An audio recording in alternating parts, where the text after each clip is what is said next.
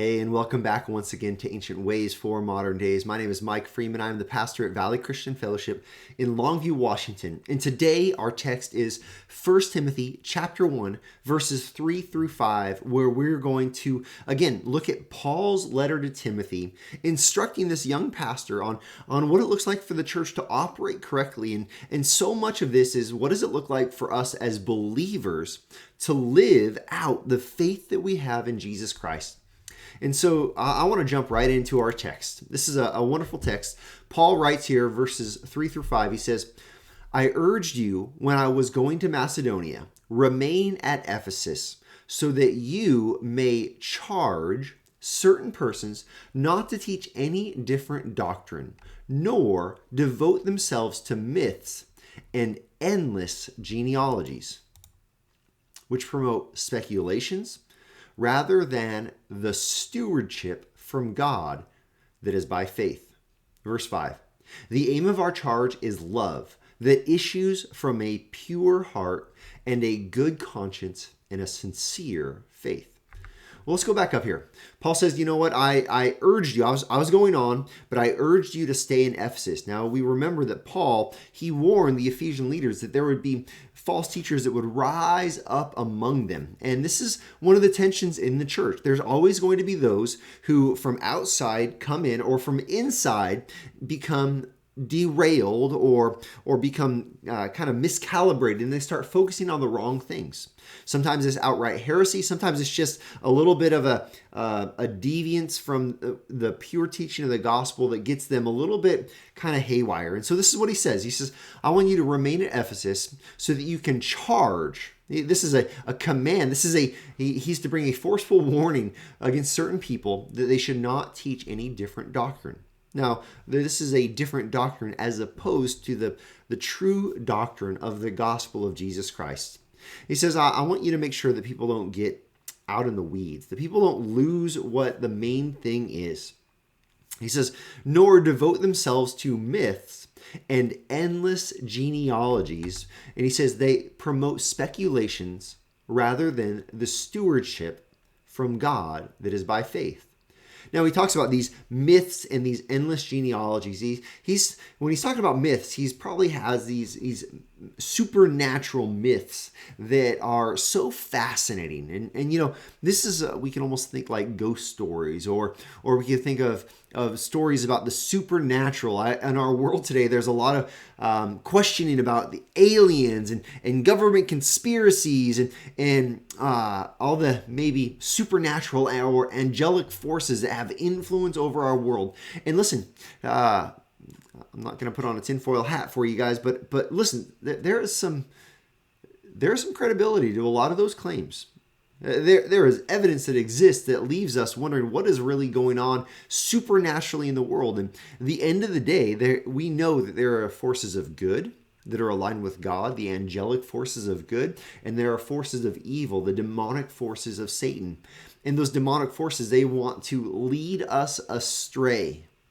They want us to get to a place where we are not focused on God, or even we doubt his existence.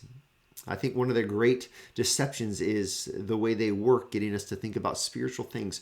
What do? They get us to think about myths or endless genealogies. This is tracing back our past to a certain person or a certain tribe, and having such a value of our heritage that we begin to rely on that and thinking there's a certain kind of power or promise in our lineage rather than the true gospel of Jesus Christ that teaches that in the gospel of Jesus there's salvation available to all, whether they're Jew or Greek, whether they're slave or free, whether they're man or woman. Listen, there is equal access to all in the gospel. This is what Paul is saying. He says, don't get lost in myths and endless genealogies, because here's what happens. They promote speculations. We begin to think about all these things that might be, would, could, should be, instead of, or rather than, here's what it says, the stewardship from God that is by faith. See, when we end up devoting ourselves to these myths and endless genealogies, when we go down the rabbit hole of some kind of pet doctrine or theology, especially when it involves the supernatural or histories of the past, when we start doing that, we become distracted and we no longer are stewarding what God has given us. Yeah, the core of this word stewardship is the word for household. We begin to neglect the household of God. We begin to neglect devoting ourselves to the church and the work of the ministry and the work of evangelism. We're not stewarding this, or we're not handling this stewardship that is from God, that is by faith. Instead of giving ourselves to myths and genealogies and going down whatever rabbit hole we want to chase. Verse 5. The aim of our charge is love.